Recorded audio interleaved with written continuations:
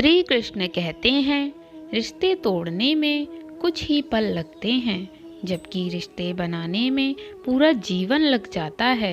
इसलिए रिश्तों में प्रेम बनाए रखें। दर्जी की सीख।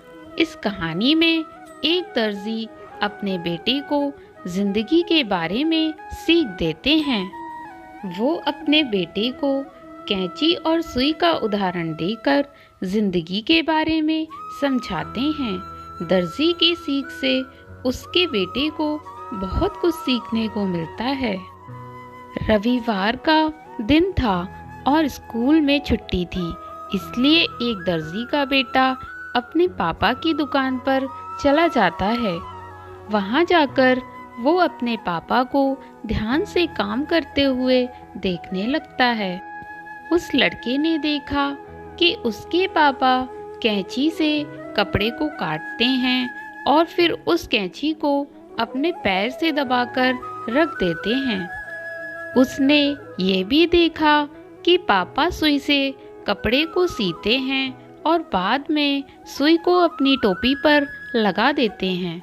इस लड़के ने जब बार बार अपने पिताजी को ये प्रक्रिया करते हुए देखा तो उससे रहा नहीं गया। उसने अपने पिताजी से कहा, पापा, मैं आपसे एक बात पूछना चाहता हूँ।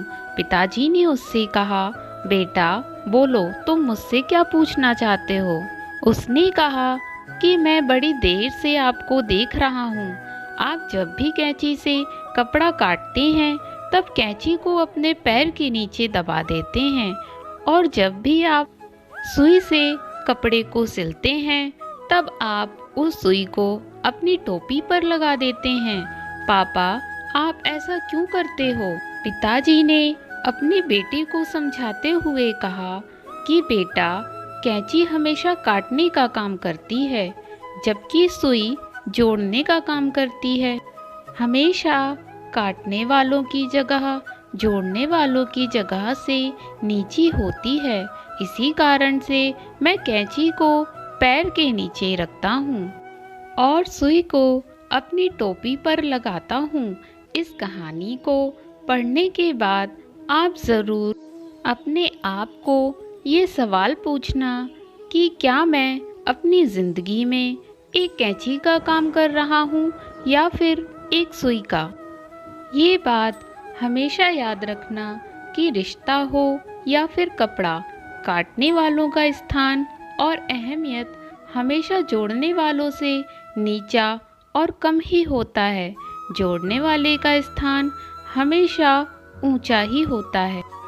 तो दोस्तों, दर्जी की सीख यह कहानी आप सभी को कैसी लगी कमेंट करके ज़रूर बताइए, और इसी तरह की नई नई कहानियों को सुनने के लिए हमारे चैनल ज्ञान संपदा को सब्सक्राइब कीजिए।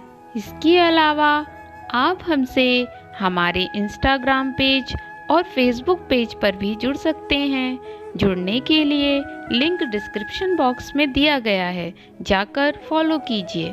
कहानी में अंत तक बने रहने के लिए आप सभी का धन्यवाद। जय श्री कृष्णा दोस्तों, फिर मिलते हैं किसी नई कहानी के साथ। तब तक के लिए हमारे चैनल ज्ञान संपदा को लाइक कीजिए, सब्सक्राइब कीजिए, शेयर कीजिए, कमेंट कीजिए। धन्यवाद।